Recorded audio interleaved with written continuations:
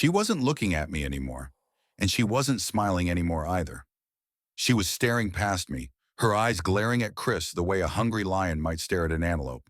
Her mouth was still hanging open, but it was twisted into a snarl. I got to my feet and began walking backwards down the hall, afraid to take my eyes off her. "Are you bleeding?" Chris asked.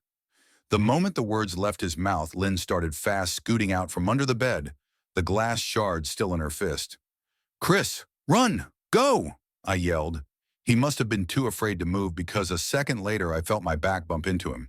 He was still standing at the top of the stairs, staring at the horror that was my wife. Lynn had crawled completely out from under the bed and stood in the bedroom doorway, her face twisted in rage. Her whole body was visibly tense. Blood ran down her fingers and onto the floor.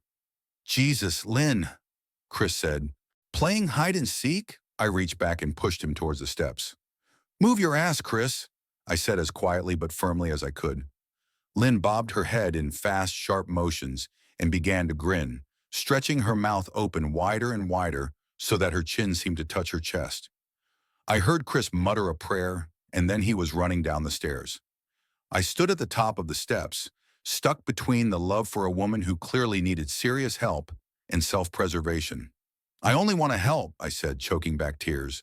Her eyes focused on me once again as she slowly lifted the glass, holding it out in front of her. And then she started sprinting towards me, grinning with utter excitement. Thankfully, my body took over, and I flew down the stairs, skipping 2 or 3 at a time. I made it to the front door before I felt her leap onto my back, wrapping her arms around my neck, her open mouth next to my ear so that I could hear those terrible hiccuping sounds up close. I shook her off me, knocking her to the floor. I felt a searing pain in my back as she went, but I tore open the front door and bolted to my car. Chris was standing in the front yard, talking on the phone with the police. I didn't say a word, I just ran to my car and jumped in. Chris took the hint and followed me. Still on the line with 911, I watched the rearview mirror. Sure, I'd see her there, running after us. But I never did.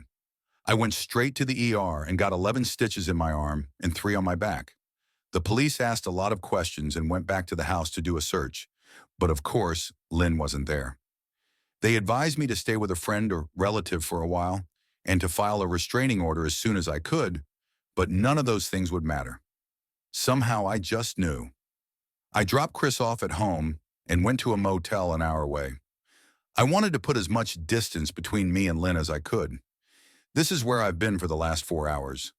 I thought maybe the police would find her. Maybe they'd get her the help she desperately needs. But now I don't think so. Because 40 minutes ago, I got a text from an unknown number. Just 3 words, "I found you," and a picture attached. The picture was dark and grainy, but I instantly knew what it was. There was no mistaking my wife's eye. I started typing this out immediately after. "I don't know what to do. I'm alone and scared, and I can't help but feel that I'm being watched.